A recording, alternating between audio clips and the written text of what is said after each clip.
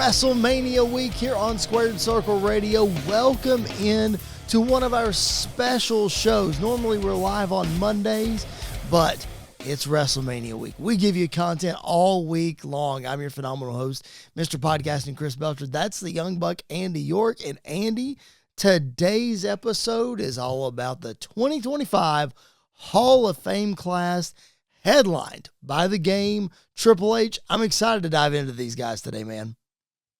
Yeah, me too. You know, the Hall of Fame is always a very interesting topic. Yes. Because for such a random thing, a lot of people have a lot of opinions about it one way or the other. So it's going to be a lot of fun to just kind of dive in about this year's class and talk about the Hall of Fame as a whole. So I'm looking forward to it. And it wouldn't be wrestling if we didn't have our opinions, right? Like this show is or for we're negative at times. Yeah. Right. Yeah. This show is for the fans, by the fans. This is a platform where we all just get our opinions out there. I might not like what Andy has to say about a certain Hall of Famer. He might not like what I have to say, but guess what? We're going to talk about it anyway. We want you to join the conversation in as well. Like the video, hit the thumbs up button, subscribe to the channel if you haven't already, and then drop your comments below. We respond to each and every one of those. Again, it's WrestleMania week. We're all here to have a blast, celebrate what is the greatest spectacle in all of sports. Let's do it together. Let's have some fun. Let's kick it off with the 2025 Hall of Fame class and the headliner. I mentioned him at the top. The Game, Triple H, 30 years now in the WWE, so getting close to it. I think that next year is 30th anniversary. But man, we talked about this offline, and we might get into the weeds real quick on this episode, but I'm okay with it. I think Triple H is one of the last great headliners that we can have that can be celebrated, at least from an old school perspective. Like there are guys, modern guys right now who could be headliners, you know, in 10 years or what have you. But Andy, from the Attitude Era, from the Golden Era, from that kind of stuff, Triple H is really just one of a handful that are really, really like headliner type material. Yeah, probably. I mean, I'm trying to run through my brain. Probably one of the last two, maybe three, which is crazy to think about. But you know, it's weird that we're starting to transition into that period where the Ruthless Aggression era is like the next one up of people that are going to start to be put in. And you know, I'm not looking forward to the PG era and this era because then that means I'm getting old. So I'm not looking forward to that part of it. But yeah, he's one of those guys that it's crazy that he's not in it yet in a way by himself, but also kind of makes sense why he hasn't been in it up until this point. Yeah, of course, we know that he's in it with D-Generation X. They got inducted as a group in 2019. But Andy, you and I were in the building in AT&T Stadium when Triple H made really his first public WWE appearance. Of course, it was at the Hall of Fame the night before. But since he had all the health scares and all that kind of stuff, he comes out, he opens up night 2 of WrestleMania 38, puts his boots in the ring. And even before that, we knew he was a first ballot Hall of Famer. But from that point, we were counting down the days until he's in the Hall of Fame. But now he has taken his rightful place as the CCO. I always get those initials screwed up. CCO in WWE, heading up all of the content, all of the creative.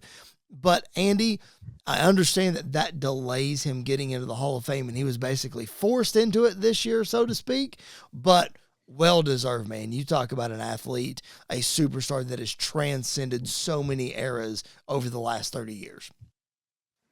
Yeah, Triple H is one of those guys that just, his mind of the business is crazy. Like, it's just crazy to look at how much he gets wrestling, but not just like wrestling as a whole, but even through like the different generations and the different time periods of how wrestling has kind of evolved.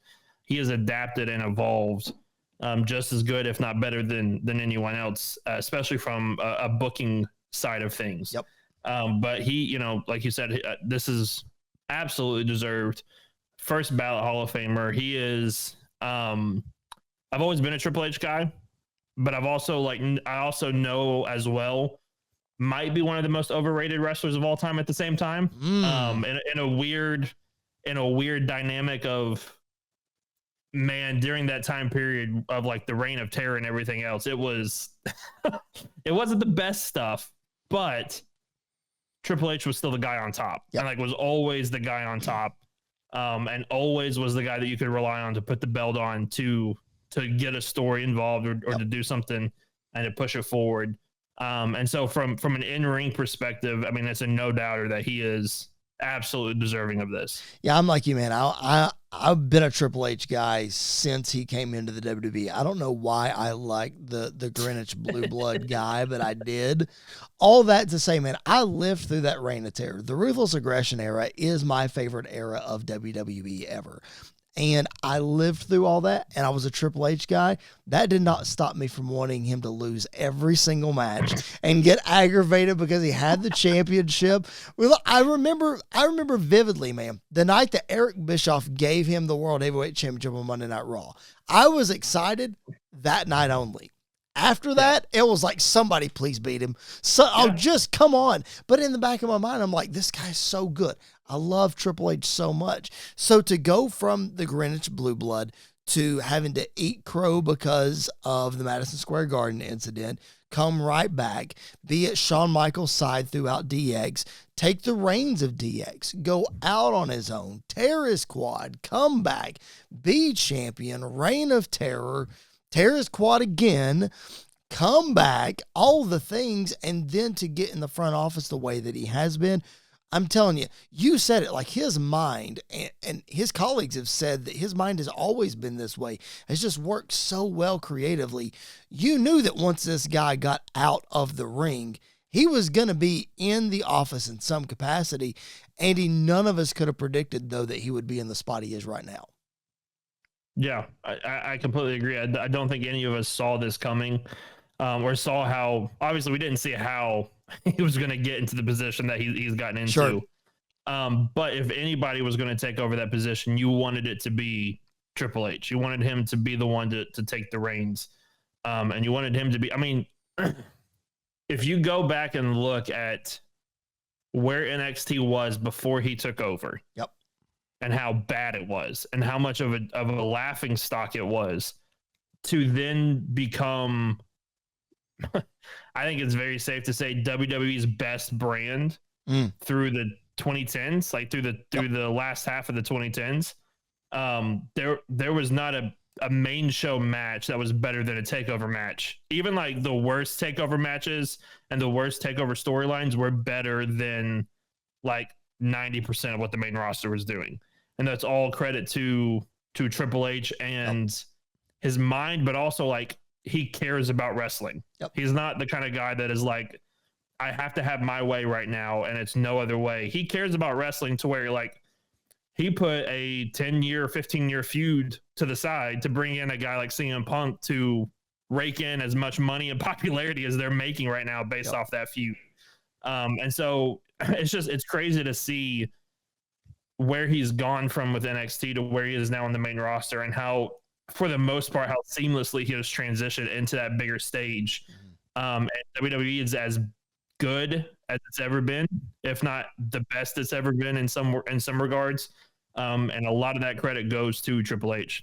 Yeah, it definitely does, because he saw the need to raise up the next crop of talent. He realized that with WWE being the only player in town, that there was no developmental system anymore. And that's why he created and pushed so hard to create NXT. But Andy, I think one of the things that sets Triple H apart from any other booker, any other talent, any other, really anything, when it comes to his storytelling, I guess from a booker perspective, not necessarily from an in-ring perspective, but I think what sets him apart is his willingness to do something different, his willingness to change. Because look, he saw what the main roster was doing, and when he started with NXT, it's almost like he said, nope, I'm doing something totally different.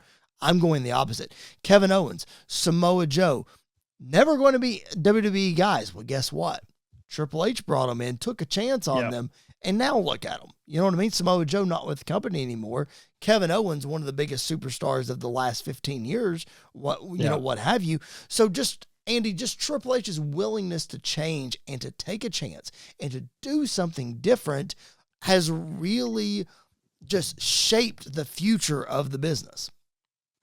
Yeah, and he does such a great job of bringing in the new guard while paying respect to the old guard at the same time. Yep.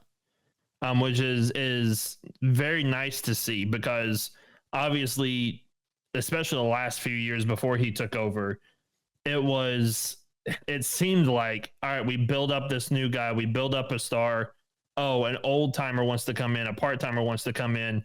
We sacrifice the new star for that part timer because nostalgia is a big thing.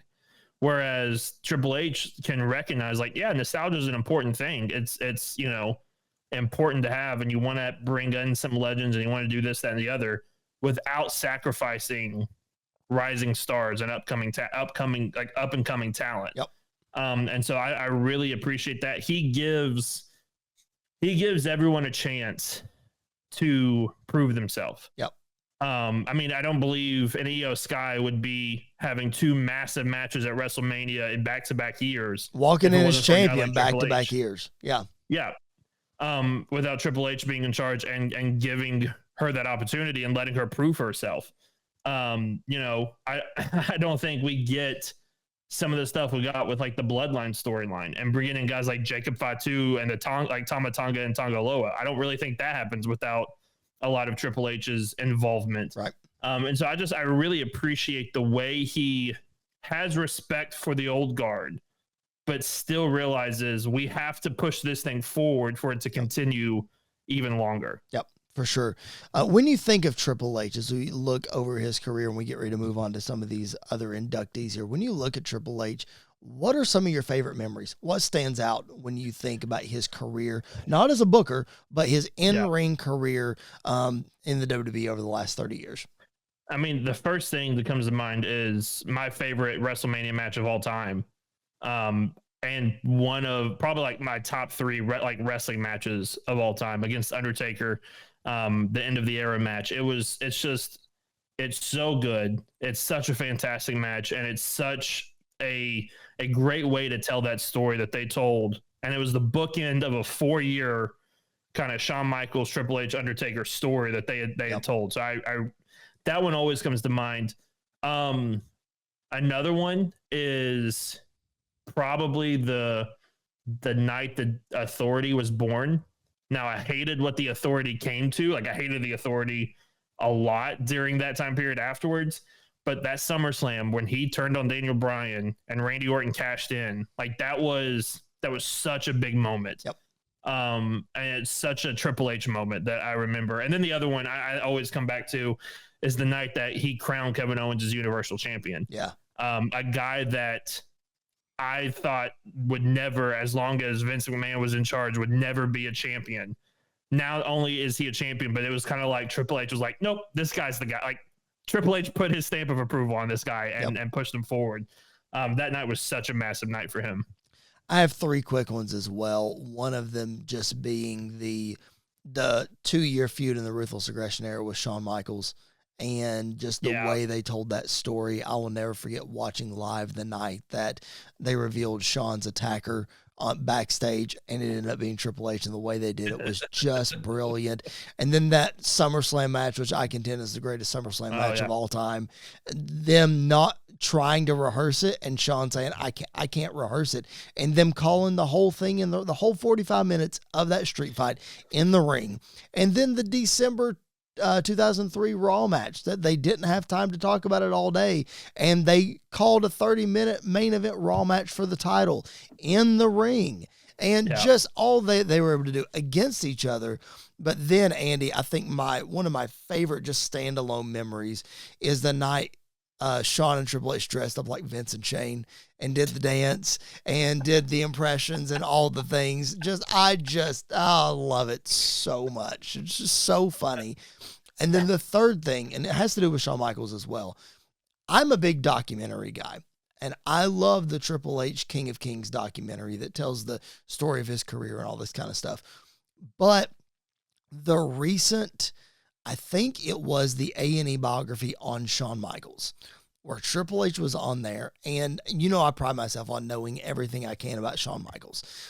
I learned something new, and not that I didn't have respect for Triple H before, but Shawn and Triple H were at a point in the A&E biography where they were opening up about Shawn's drug problems in the Attitude Era. And Triple H said he literally set an alarm for every hour to go check on Shawn to make sure that he was still breathing, to make sure that he hadn't died, hadn't overdosed, hadn't, thrown up and choked himself or, what have you. Every hour he set an alarm to check on Shawn. And I don't say that that's incredible to me because he was checking on my favorite wrestler of all time.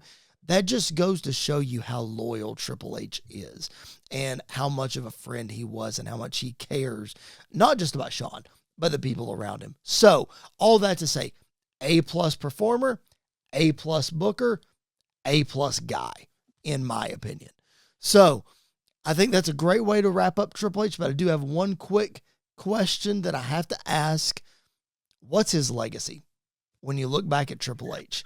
As a talent, as a booker, what is going to be the lasting legacy of Triple H?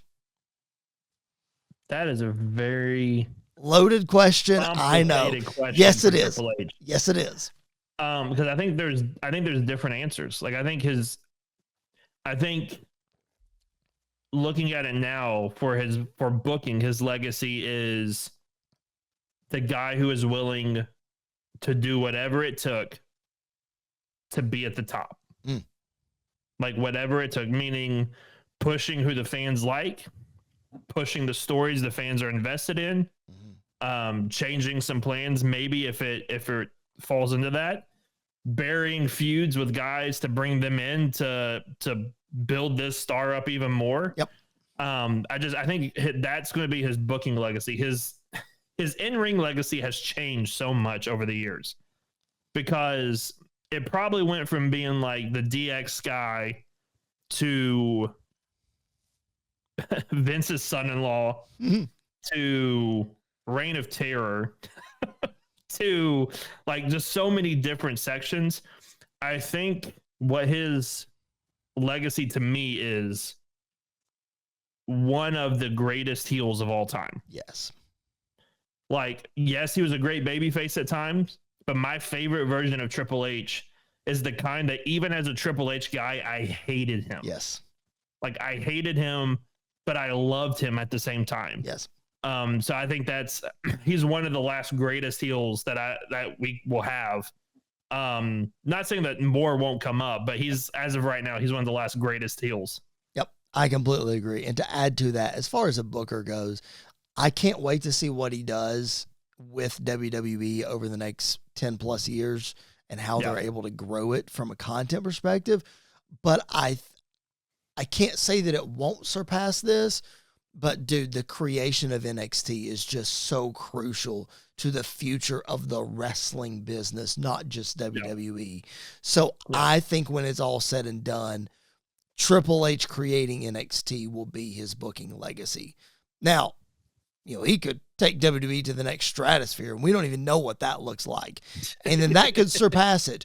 But I just think that foundational piece of creating NXT between him and Dusty Rhodes and all the minds that were in on that, I think that's his booking legacy because it's so crucial to the rest of the business. All right, let's look at some of these other inductees real quick, and then we got some fun Hall of Fame in and out that we're going to debate back and forth. That should be a lot of fun. We'll get to that in just a second. We cannot talk about the Hall of Fame class without talking about Michelle McCool. Long overdue in the female division, getting inducted this year, 2025. Andy, you were really in the wrestling business, really getting ingrained while she was running roughshod over the women's division. What is it like seeing her finally take her rightful place? It's like you said, it's well past time. It's well deserved. She actually, when I first started watching wrestling, she was like the top woman in the company. Yeah. it was her and Layla when they had McCool. I think was the name of the, and like one of the vivid things I remember is them having that split title. Yep. Where she had one, Layla had the other half. But she's one of those that like you pick up her in her prime and place her in today's wrestling, and she's still at the top. Like she still fits in with this new generation and this new mold of women's wrestlers. So yeah, I think she's one of. I think she's always going to be on the outside just because of how great the Four Horsewomen are and how great Trish and Lita are. But she deserves to be in that same category as those ladies. She's definitely overlooked because she was at a time in WWE where, let's just be honest, wrestling wasn't cool. You know, like especially, I mean, let's be real honest, especially women's wrestling. Yeah. Yeah. Like it was either the thing that everybody wanted to look at and not because of the wrestling, but because of wrestling fans are just weird sometimes. Yep. Or it was, oh, the women's match is on. Let's go use the bathroom. Yeah, for sure. Well, because they only got 2 to 4 minutes at a time. And if they went over, or, you know, Michelle tells the story all the time. I don't remember exactly who her opponent was, but it was a taping of a TV show, probably SmackDown. And after the match was over, they told them to go out and redo the match. And they asked why. And they were told by the agent because the match was too good. Like, you have to go redo it because it was too good. Because her punches and her clotheslines were outshining some of the guys. So she certainly is a trailblazer in an era where there were no trailblazers. Yeah. You know, you look at her and Beth Phoenix. I compare them so closely together because just like what you said, you could take Beth into different eras and she would fit. Same thing with Michelle McCool. To that point, I said Triple H is one of the last great headliners. I think Michelle is one of the last, aside from the modern era, last great female wrestlers that are left to be inducted into the Hall of Fame. I mean, I don't think, I'm talking in ring. So you could think of like, I don't know, Terry Runnels. I don't think she's in the Hall of Fame. Okay. Yeah. You can make the argument for her. Again, I'm struggling to come up with, you know, I don't know if Luna Vachon's in the Hall of Fame. I don't think so. I mean, I'm struggling to come up with other in-ring performers pre 2015 that really could get put in. I mean, maybe like a Layla, but even then, I don't know. Melina, maybe. I don't even know if she's in the Hall of Fame yet or not. She's not, no. But yeah, outside of like the crop we have now, there's quite a few in this generation that will go in not only as Hall of Fame, but I potentially could see be headliners as well. Could be, yep. But she's one of the last of the last generation and beyond that not only should be in the Hall of Fame, or not only is going to be in the Hall of Fame, but deserves to be in. Mm-hmm. Not just like we have to have somebody, so let's just put somebody in. Yep. Like she deserves to be in. Yep. Absolutely. No doubt about it. Here's a guy that you can debate one way or the other if he deserves to be in. I think there's a case to be made either way. The total package Lex Luger taking his place in the Hall of Fame this year. One of the most recognizable faces in the WCW era, one of the most dominant big men, one of the most charismatic, probably the best body in the history of professional wrestling, because he took care of it so well and he was so, you know, he was just, I don't even know the right word to use. But Luger taking his place in the Hall of Fame, what are your thoughts? Yeah, Luger's one of those guys that I have never gone back and watched a lot of his stuff. Obviously I know about like, you know, the Lex Express, and they definitely tried to make him a star after Hogan left. Yep. It was after WrestleMania 9. It just kind of never really clicked. It never really took off. I don't know. To me, that era is so hard to judge. Sure. Because there's a lot of great wrestlers from that time period, but it's just so different than what we are used to seeing today. So it's hard to judge that. I think from a business perspective, I get why he's being put in and partially deserves it. And like he's got post wrestling, he has such an amazing story. Yes, he does as well. Yep. And so it's hard to deny that aspect of it. Yep. I think, like you said, he had the physique, he had the look. Yep. Even when he left WWF and went to WCW, like he was a lot better, I think, in WCW in some ways than he was in WWF. Oh, there's no doubt about it. I mean, I think if you're judging him just by his WWE run, there's no way he gets in the Hall of Fame. It's the career that he had pre-WWE in WCW and then going back the night of the first Nitro. I mean, let's be honest, at least for me, dude is one of the best United States champions of all time. Like, he held that belt so many times, not necessarily one of the best world champions of all time, but had great matches with Ric Flair in the late 80s and the early 90s. He was a member of the Horsemen.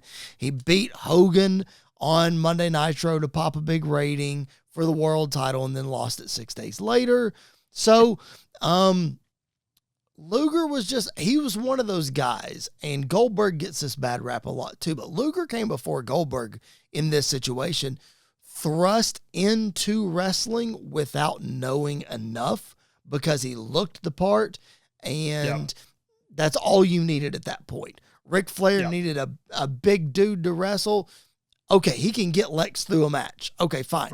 So Lex got in early because of the way he looked, and he got a bad rap because now Lex improved greatly. You know, Goldberg not as quickly, but Lex improved pretty quick. But when he was first in there, man, he just gets this rap for not being a great in-ring performer. Yeah. Yeah. And I get that as well. But if you look at his whole body, like you said, outside, if you look at his whole professional wrestling career, which is part of the debate about the WWE Hall of Fame of, is it the Pro Wrestling Hall of Fame or is it the WWE Hall of Fame? Right. Because it gets confused on its own sometimes. Sure. But I think, like, pro wrestling, he absolutely deserves to get in for his, like you said, pre-WWF run, post-WWF run. But all of it together, I mean, in that era, he had the look of a guy that was going to be the face of a company. Yes. And they tried it, and to his credit, everything they gave him, he did the best that he could with it. Yep. And that's all you can really ask. Yeah, for sure.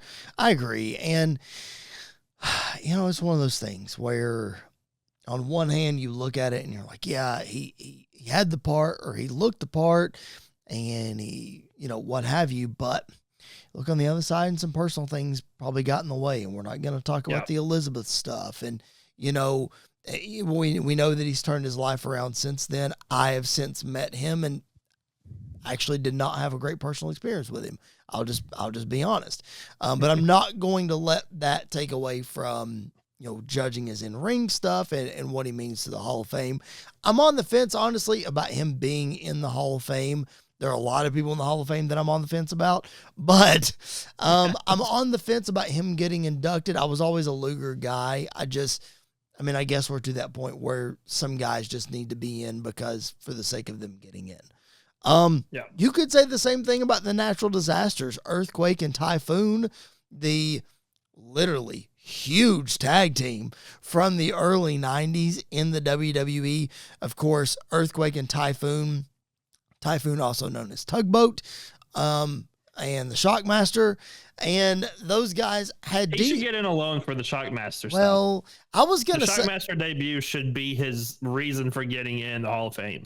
I was gonna say that I'm surprised that Earthquake is not in on his own. Like, I thought he would be one that could get in by himself, but I think it's best that you put them together as a tag team. Yeah. What say you?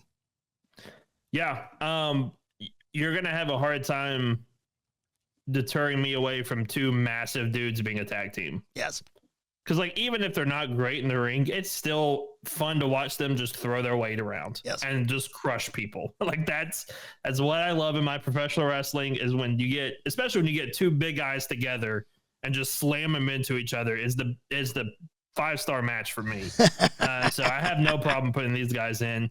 I don't know much about them from their career, but some of the stuff I've seen, they were entertaining. Yeah. I mean, they were very entertaining to watch. They're very fun to watch.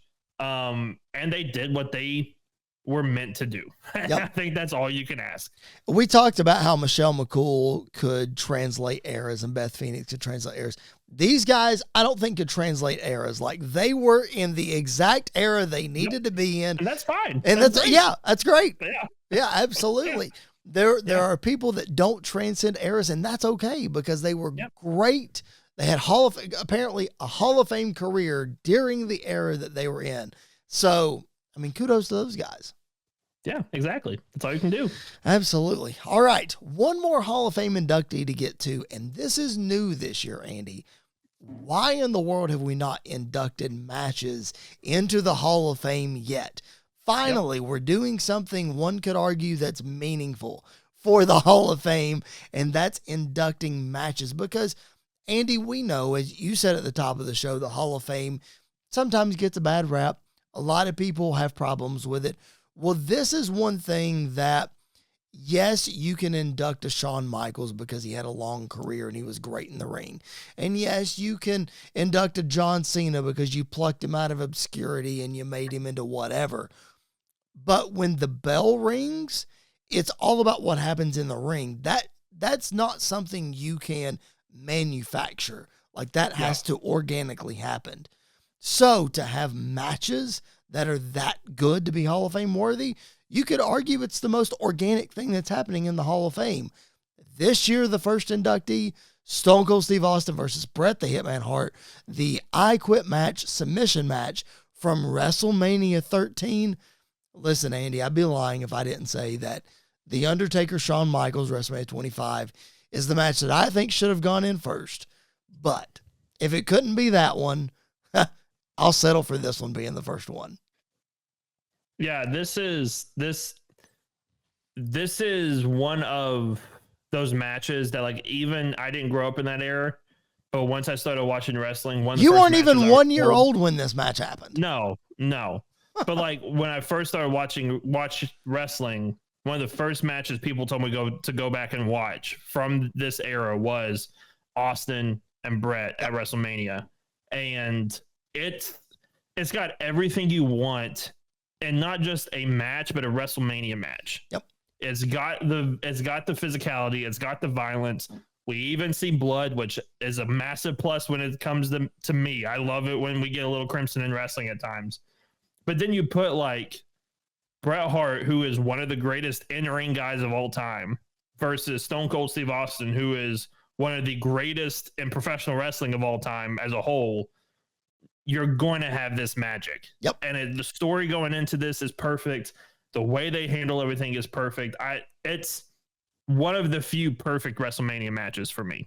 And it's a lot of people's favorites. You know, you like Triple H Undertaker. I like Shawn Undertaker. Conrad Thompson, this is his favorite WrestleMania match. And a lot of people, a lot of people would put this at number one. I know if Jared Justice were here, he would put this in his top three as well. Like, this is a fantastic match. And you mentioned the storytelling, the double turn at the end. I think an underrated part of this match is the incorporation of Ken Shamrock. This was his debut this night, having him being the world's most dangerous man, the only man fit to referee this match. And just all of it just came together so well. Literally a lightning in the bottle moment. It's a WrestleMania that is a one match card, and it's this one right here. 13 is not the worst WrestleMania, but it's down there. Let's put it that way. I remember, Andy, you weren't even 1 year old when this match happened. I watched it live. Like, I remember where I was watching this match live. Just absolutely incredible. And I'm so happy that it's getting this honor. Yeah, it's weird that, like, some of the worst WrestleManias of all time still have that one match that is just so special. Yep.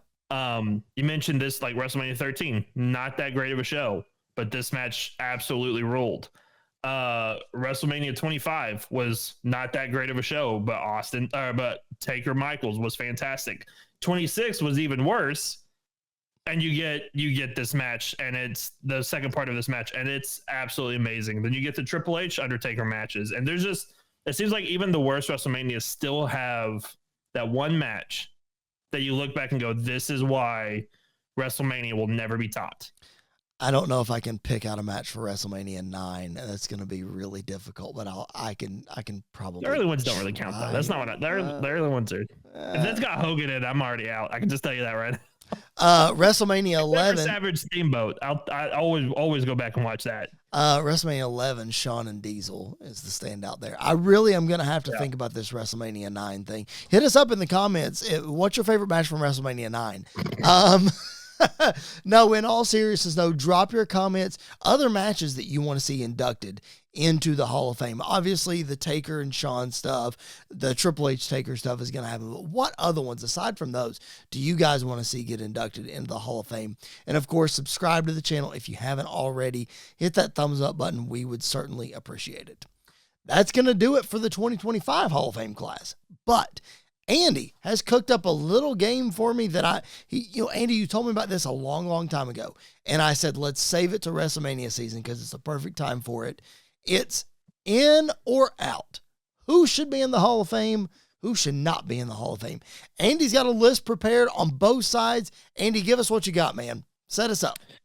All right. So we're going to start with those that are already in the Hall of Fame. Okay. And we're looking at it kind of how WWE is looking at their Hall of Fame. Okay. Because I think there's a different argument for some of these, but we're going to strictly look at that.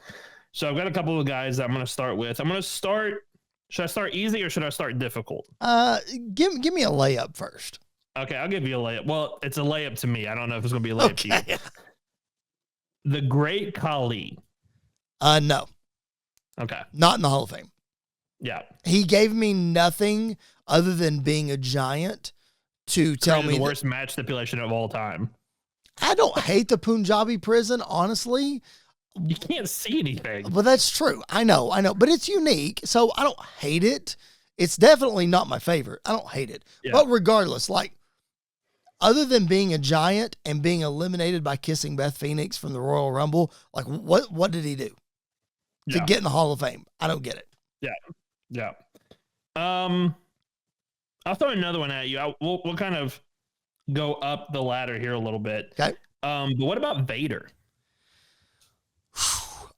If you based it on his WWE work, then it probably doesn't get in the Hall of Fame. But because WWE bases their Hall of Fame inductions on everything, then absolutely Vader gets in the Hall of Fame to me.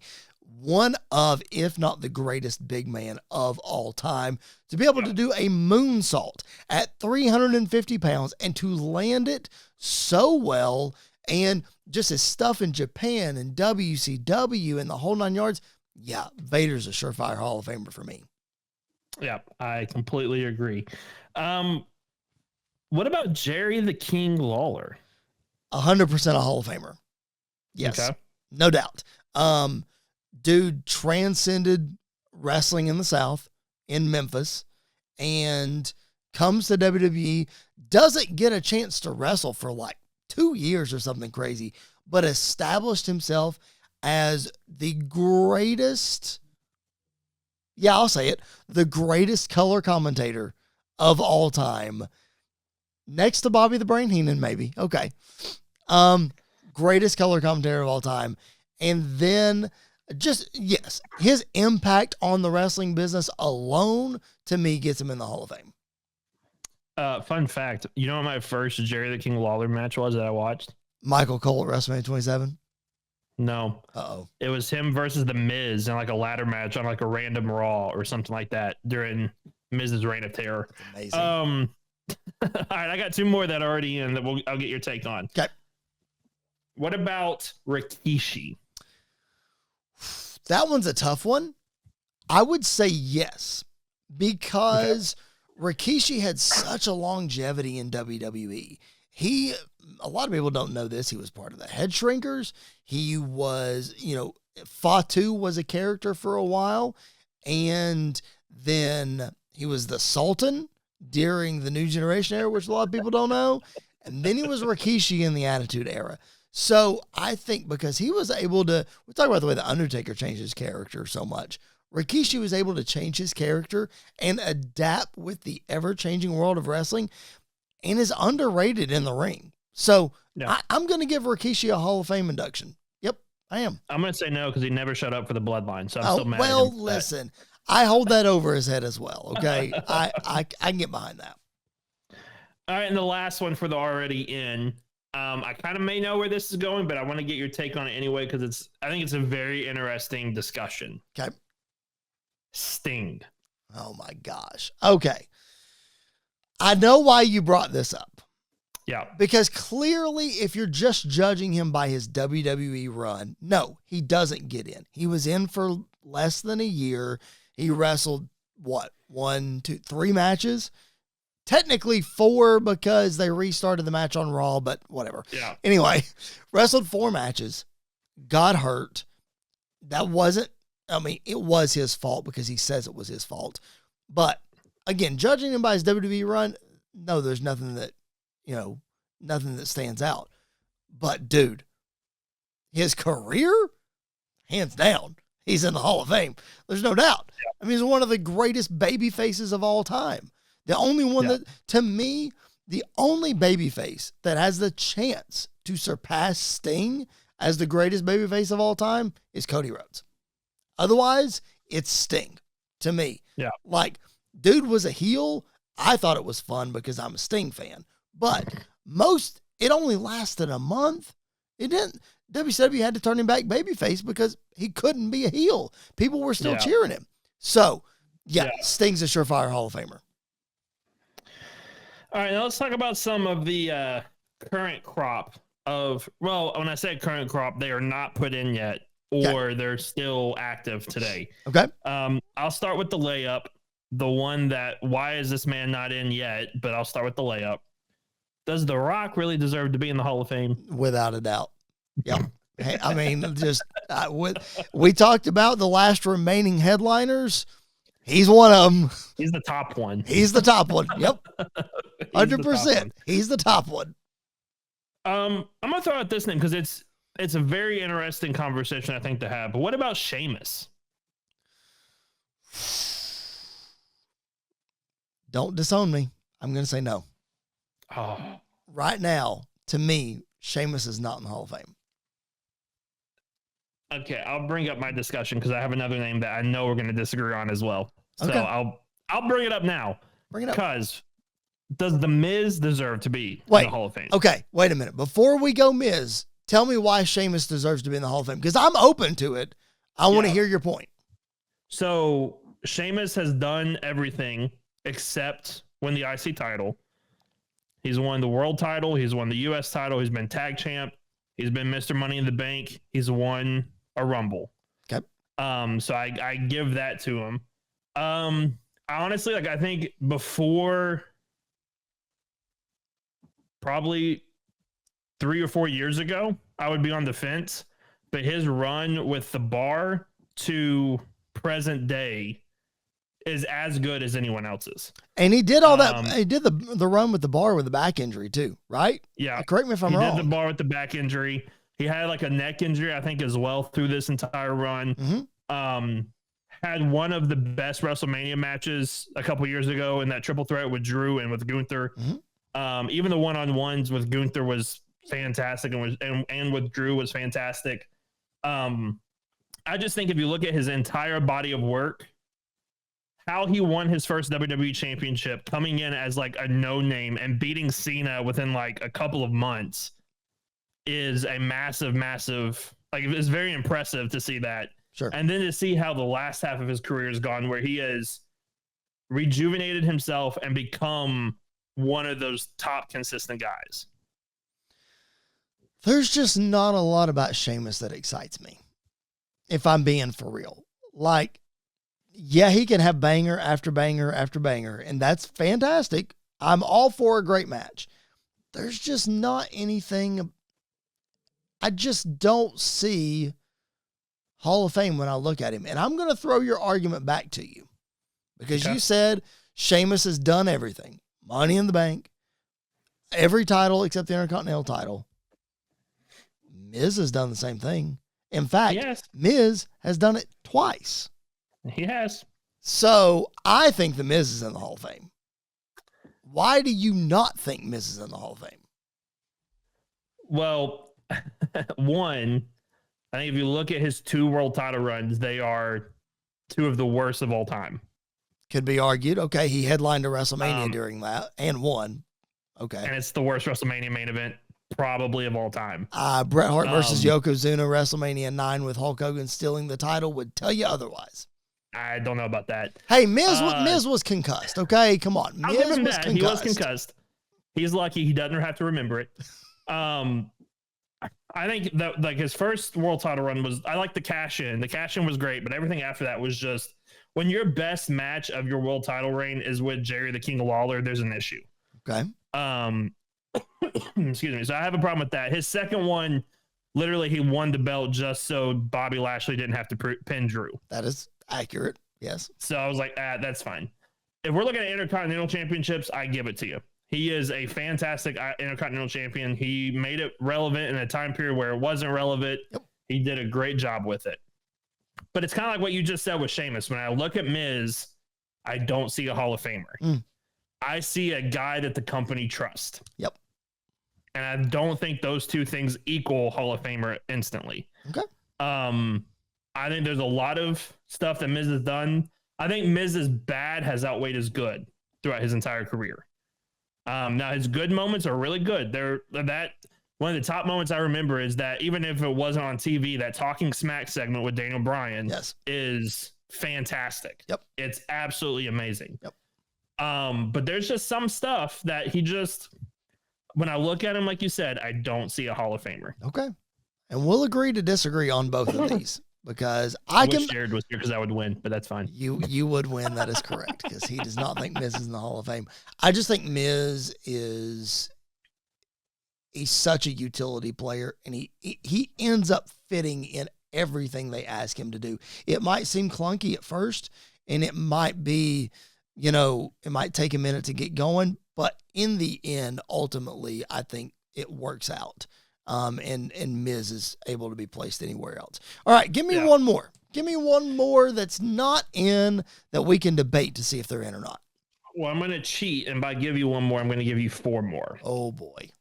Because I'm going to split this into kind of 2 questions. Do any of the 4 horsewomen get in? Okay. And do they get in as a group as well? Oof. Okay, I'll answer the second question first. No, they do not get in as a group. I don't think there's any reason to actually did something as a group, then it would be different. Right. I don't think they need to get in as a group, just like they're not going to induct the Clique into the Hall of Fame as a group. Fair enough. They're dubbed a group. They never did anything as a group. So I think the second question is no. I think yes, 2 4 horsewomen get in. The other 2, one might get there. The other one I don't think's getting there. And who I'm going to say, Charlotte's a slam dunk. Yep, I agree. Becky's a slam dunk. I agree. Bayley can work her way in. I think she's out right now. Sasha, nope. Burn the bridge. I will say I think all 4 get in. Okay. I don't think they get in as a group. I agree with that. I think Charlotte is a slam dunk, like you said, because how could she not be? Yep. Even if Becky's run was just limited to that 2019 run, I think that's enough to get one her of in. the best runs of all time. Yeah. When it comes to Bayley and Sasha, I think they get in not just because of their main roster work, but their NXT work gets them in. Okay. Because the best thing in NXT in 2015 was that Bayley Sasha feud. Sure. And so I think that alone, that is a massive right part there of getting them in. I would put them in for the TakeOver Brooklyn match. Like if that got into the Hall of Fame, okay, I'm sold. I'm good with that. But I know there's a lot of bad blood with Sasha in WWE, but if you look at her run, she was up there with Charlotte every single week. Listen, I have gone on record, and I will continue to go on record and saying that of the four of them, by far and away, she is the best in-ring performer of the four of them. And it's not even close, in my opinion. No, and that's sad to say that I don't think she's going to get in the Hall of Fame. Again, Triple H has mended a lot of broken fences and a lot of broken bridges, and I'm not saying it can't be done. I don't see it happening. I hope I'm proven wrong, Andy. I really do.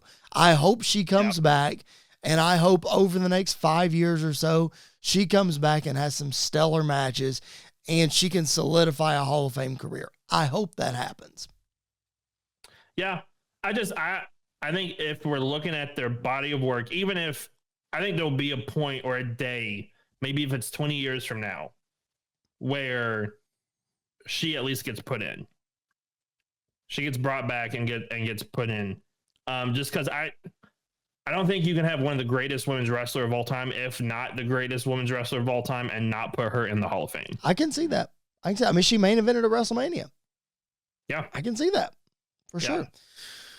All right. Well, that was a lot of fun, man. The Hall of Fame is certainly something that has lots and lots of opinions. So I'm sure we'll continue to dish those out over the next couple of weeks, but we hope you guys are enjoying WrestleMania week. We hope you're enjoying all the content that we're cranking out here for you on the channel. If you're not subscribed, make sure that you do that.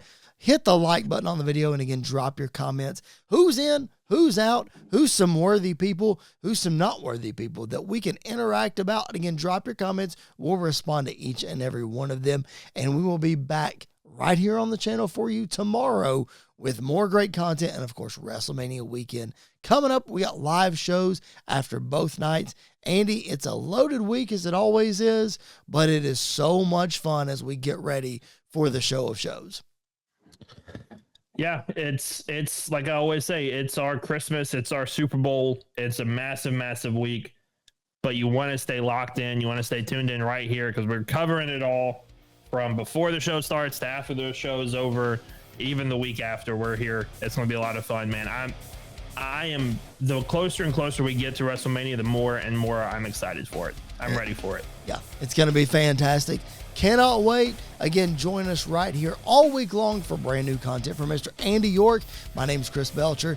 This has been another edition of Squared Circle Radio on WrestleMania week. We will catch you guys tomorrow.